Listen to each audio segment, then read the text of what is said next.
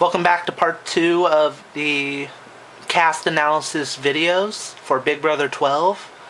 This is the R&O show, which stands for reviews and opinions, so it's not just my opinions that matter, it's your opinions too, and I want to hear your guys' thoughts on the house guests. We are up to Enzo, which is the guy who has the Italian accent, the sexy Italian accent, and he seems really confident in himself. I'll give him that. According to this, his strategy for winning Big Brother is winning. He doesn't really give us a take on what his strategy will be, and that kind of bothers me because I don't like being uninformed. What I put here is that he's very expressive, it seems. Might not be one to hold back on what he feels or thinks, which might wear on the house guest nerves. Despite the sexy accent, I also think he might have a big ego. And take Jesse, for instance, from last season. Big ego, very strong guy. I mean, very opinionated. He was one of the first to go. I mean, he made it to the jury phase, but I don't know. Enzo might make it to the jury phase. I do not think he will win unless he can kind of control that need to really speak his mind, or well, the point is, just don't let his ego get in the way and he might do okay. But I kind of put him for 13th through 10th place, which is the non-jury section. Ooh, excuse me.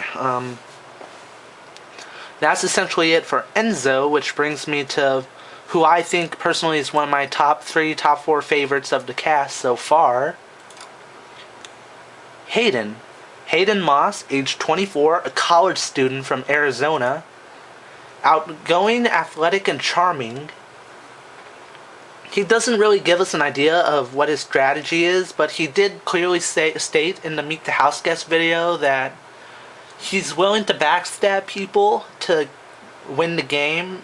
That's part of what the game is about sometimes. You have to go back on alliances, go back on your word. And he is ready to just rock it. According to this, how would he handle the unexpected? It would be hard if my alliances get voted off, so it's obvious he's going to be one of those players who really plays the game, and he's really going to try his hardest. He seems like a strong guy. He has the potential to win an HOH competition or two. And I really have a lot of hope for him. My prediction is he'll make it to the top 6 with good reason. I mean, he seems to understand how the game works, and I think he's going to be the dark horse of the season. Like, he's going to be one of those house guests who kind of stays there in the background or doesn't really make any enemies until the second half of the game or so, and by then he's a force to be reckoned with a good alliance. So I think he'll make it to the top 6 for sure. Will he make it to the top 6? No guarantees, but that's just my gut feeling, and my gut feeling kind of carries over to this beautiful woman here, Kathy Hills. Oh, excuse me, Kathy Hillis. Age 40, a deputy sheriff and sergeant in Arizona. Tenacious, passionate, and fun-loving. And her strategy is going to be herself and have fun, and she's going to play it by ear. And her strategy is going to be decided on a daily basis, which is really smart, because just like the dynamics and the twists, every single aspect of the game is going to shift and going to change, and you have to be able to adapt, kind of like in Survivor. So if she's that ready to adapt and be ready for anything and be open to new strategies if her first one doesn't work, she's going to be a force to be reckoned with for sure. And I really appreciate what the story behind her. She survived cancer. She underwent chemo and vowed to her grandma that when she got better she would apply for Big Brother. That alone makes me really it makes me admire her so much, and it's a shame that I do know that she's going to be a very likable person. I can just see it. However, I do think there's a flip side to that coin, and that's Here, I'll read what I put on the WordPad file because I have quite a bit. She seems to be the kind of girl that you want to be friends with, that you just want to be aligned with and make it to the end with. However, the flip side is that people may see her as a potential threat and be like, oh shit, if I take her to the end, she'll get all the jury votes flat out. It'll be like a total unanimous decision, kind of like Dan from Big Brother 10. So, her personality, her strong will to do her best will work for her, but it will also work against her in the second half of the game. I think she'll make it to the top 6 for sure, but once she gets to the top 6, she's going to have to work really hard to stay in the game because I can just see people wanting her out because they're afraid she will win unanimously. It won't be a hard decision for the jury at all if she makes it there, so very interesting to see if she wins or not. She's definitely one of my favorites, like Hayden.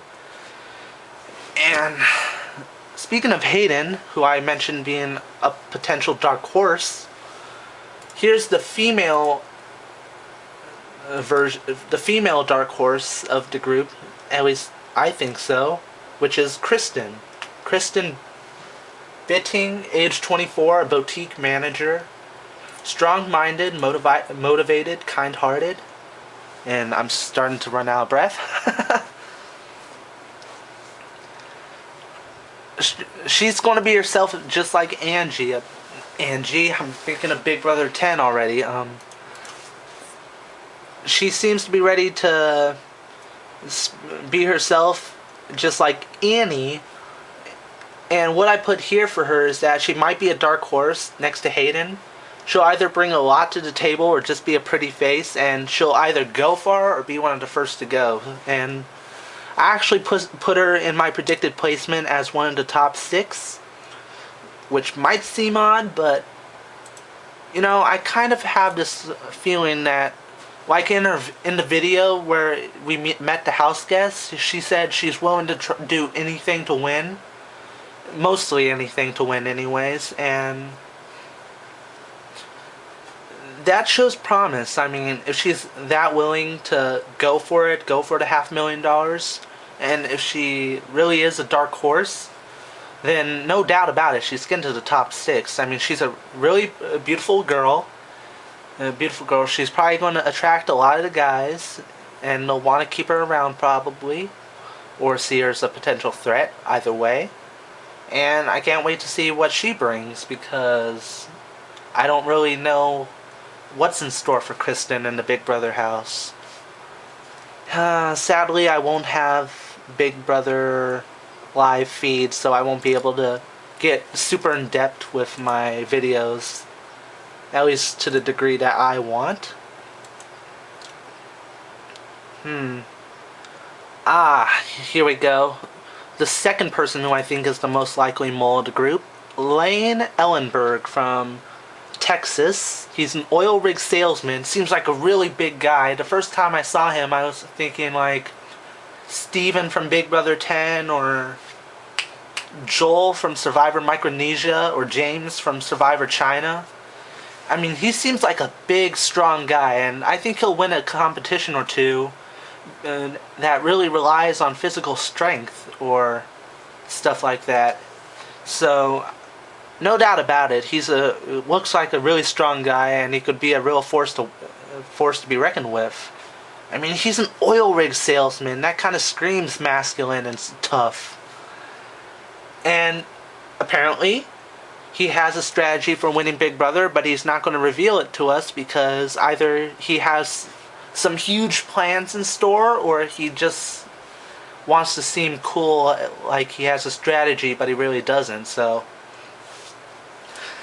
that actually sounded a red alarm in my head that he could potentially be the saboteur of the season, because he's a strong guy.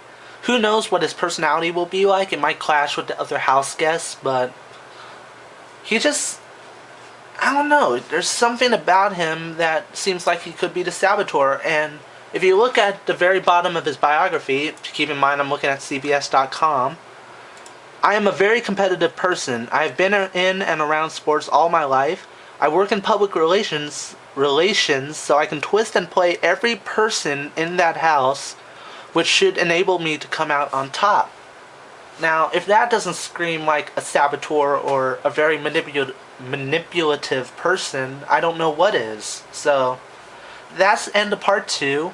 Andrew and Lane are the 2 people out of 5 who I think could be the mole. As for where I think Lane will place in terms of placement, I think he'll make it to like the jury phase, but he won't quite make it to the top 6. I don't think he'll win the game.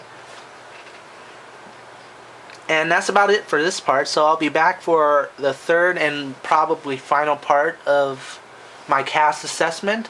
Feel free to comment if you want, give me your own ideas and opinions on the house guests, and I will see you very soon.